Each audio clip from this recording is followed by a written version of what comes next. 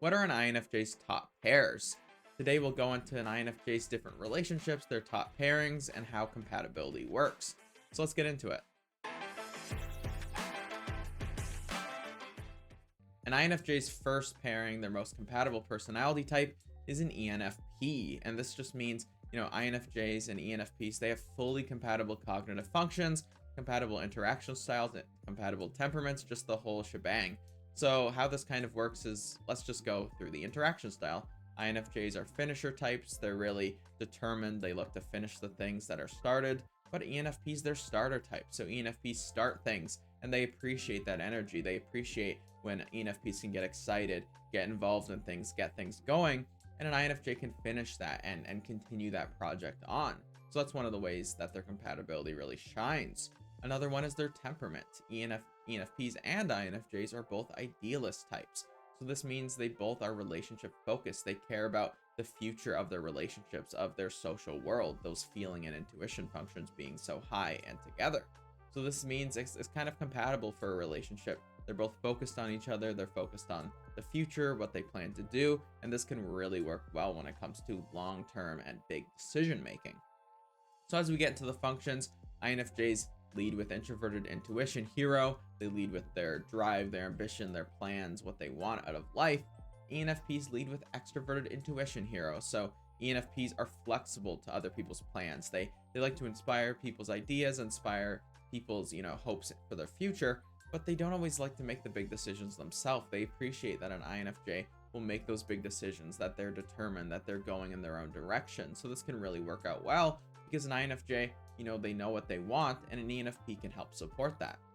And in that second cognitive function slot, INFJs have extroverted feeling as their parent function, and this means they want people to be responsible with their morals, responsible with their behaviors. And INFJs, they look to contribute with wisdom and advice to make people more responsible, to make people better people. The ENFPs, they care about this on the flip side. They want to be better. They want to be good people inside. So an INFJ can provide that support and care for an ENFP, and an ENFP can give that right back. An ENFP can give admiration, appreciation, valuing, gratitude. And an INFJ really appreciates that because while INFJs, they're going their own direction, they're independent in a way, they really care about social approval from others, and they want that positive feedback and that sympathy and that emotion that INFJs seek. And so ENFPs are great at giving that. They're going to initiate that feedback. They're going to initiate that gratitude for everything an INFJ does, and it will contribute to an INFJ's overall sense of self-esteem. So this is really important as well. And in that third function, INFJs have introverted thinking as their child slot. So INFJs, they care about speaking their mind. They care about being honest and about, having integrity. And ENFPs, they appreciate that. They listen to them. They believe them. They hear what they have to say. And this is important for an INFJ because they're introspective. They're introverted. They have a lot of deep thoughts on things, and they want to be listened to. They want to be believed, most importantly. So when an INFJ is being honest and they're speaking their truth from their child function, they really appreciate when other people listen to them and believe them and hear them loud and clear. So this is another way their compatibility meshes really well. And in that fourth function, INFJs have extroverted sensing aspirational. INFJs are looking to impact the world more. They're looking to, take their plans, take their ideas, take their ethics, and combine them into a package where they can impact other people. And ENFPs, they support this in that concrete realm, with their duty, with their obligation, with their actions. ENFPs look to support them with their actions. They do what they have to do. They use their SI to be loyal. And INFJs, they really appreciate that because they want loyalty. They want consistency around them because INFJs, they have low introverted sensing. They have a hard time being consistent and reliable for themselves. So they appreciate when other people are consistent and reliable for them. And into that fifth function, INFJs have extroverted intuition nemesis. They're worried about what other people might do. They're worried other people will make the wrong decision. And ENFPs are also worried about their decision making. They're also worried they're going to make the wrong choice. And so this is kind of compatible because they're both worried about the same things, which leads to clearer communication. And then an INFJ has FI critic. They're really hard on themselves. They have really negative emotions. And ENFPs have FE critic, which means they're really aware of other people's negative emotions. And so this can work out well because ENFPs are understanding that other people are going to have negative feelings. They're empathetic to people's negative emotions in general. So this can mesh really well. In that seventh function, INFJs have TE trickster. They have a hard time listening to other people. They have a hard time, being attentive with their hearing and their research. And ENFPs, they can complement this. Their TE child, of course, doing that research, but their TI trickster doesn't care as much if people are listening to them at all times. And while this can be a spot of conflict potentially in the relationship, it's lower down in both of their minds, so it can often be avoided. And finally, INFJs have SI demon, ENFPs SE demon, and these are also compatible. An INFJ will have a really hard time with their past. They're not going to want to bring things up. They're not always going to want to share intimate details. And an ENFP is okay with that. They don't want to force people to share things. They don't want to force people out of their comfort zone and, get them to open up right away. So this can allow an INFJ to kind of mirror the ENFP opening up and comfortably share their life. And so overall, these types make a really great pairing. Whether there's some strengths and weaknesses, the strengths obviously being that compatibility, that ease of communication. They can spend long amounts of time together and it can feel really easy and really comfortable. But the cons come from some of the enabling factors. These types are really compatible, so they're often going to, just go with the other person's instincts. They're going to be okay with enabling other people's behaviors because they're not always going to see the flaws in their thinking because they're very similar in a lot of ways. And they're gonna, often want that other person to be happy, want that other person to get what they want and be comfortable and all these things. And they're not always going to be the person who's going to bring that bad news. So this is one of the downsides of this relationship.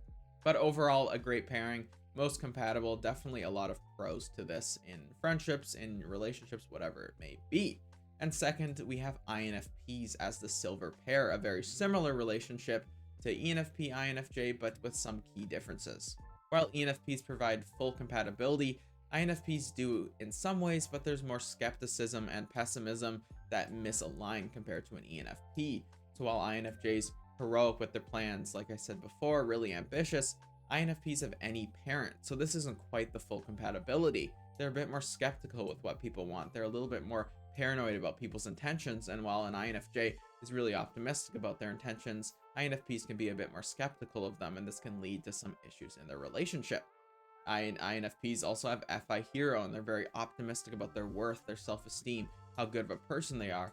Whereas INFJs, have FE parent. They're a bit more skeptical with how good other people are. They want other people to be a bit more humble, a bit more, pessimistic with their worth. And so this can be a bit of a misalignment because INFPs can often come off as arrogant to INFJs, whereas INFJs will come off as, a little bit too determined, a little bit too hopeful to an INFP. So there's a bit of a misalignment. I think I said that already for these types. And onto the third or fourth functions, there's some issues as well. INFJs have TI child. They like to speak their mind. They like to, say what they're thinking at all times. Whereas an INFP, they're going to want people to say what they think, but a little bit less. They have TE aspirational. They're a little bit more apprehensive and anxious about this. And so an INFJ might be a little bit too optimistic with what they think is true. Whereas an INFP prefers a little bit more negativity, a little bit more skepticism with regards to someone's thinking. An INFP has SI child, and they're very optimistic with their habits, what they enjoy, what makes them comfortable. Whereas an INFJ has SE aspirational, so they're going to want a little bit more pessimism out of the INFP. And this works all the way down in the functions. There's just going to be a slight misalignment in communication. One's a little bit more optimistic about some things, one's a little bit more skeptical about other things, and this can cause some problems in communication. A lot of times, this will make these types not always express themselves openly. Both of these types are introverts. They can often think they're the very same type. There's a lot of similarities there, but the problem is they're not always going to initiate the things that are important. An INFJ might not always bring up what they want, so an INFP knows. An INFP might not always bring up their feelings, so an INFJ knows. So they might keep those things inside, keep those things introverted, and that can cause a problem long term if they never really discuss these things. They never really have those hard and deep conversations. And then if they do bring them up, often a lot of emotions can come to the forefront. There can be a lot of conflict, and they're not always going to know how to solve these things. An INFJ might try to solve it by expressing what they wanted to do, expressing what they think, whereas an INFP is bringing up how they feel, what they experience. And these can be kind of opposing because they're very strong, they're very certain, they're both introverted types. They really know what's going on inside, but they can often have a harder time flexing to the other person in the way an extrovert would. And because of this, there can definitely be some problems long term, but still very compatible between these types. There can be a lot of love and respect and admiration as they can really appreciate that kind of differing but similar perspective between them. And onto the third pair, there's an INFJ ENTP connection, and this is the Pedagogue pair. This is where each type has that, core compatibility, but they also are able to teach each other different perspectives due to their cognitive order. While INFJs have FE first, TI second, ENTPs have TI first, FE second in their ego functions, and this just means they have a slight different way of seeing the world. Whereas INFJs, they prefer harmony, conflict avoidance, working to make sure they're empathizing with people and being fair. ENTPs prefer to be a little bit more conflict seeking. They don't care as much about ruffling some feathers. They can be a bit more pragmatic and independent with their thoughts. They can say what they think is true because they're really trying to be responsible with what is true and have everyone believe them.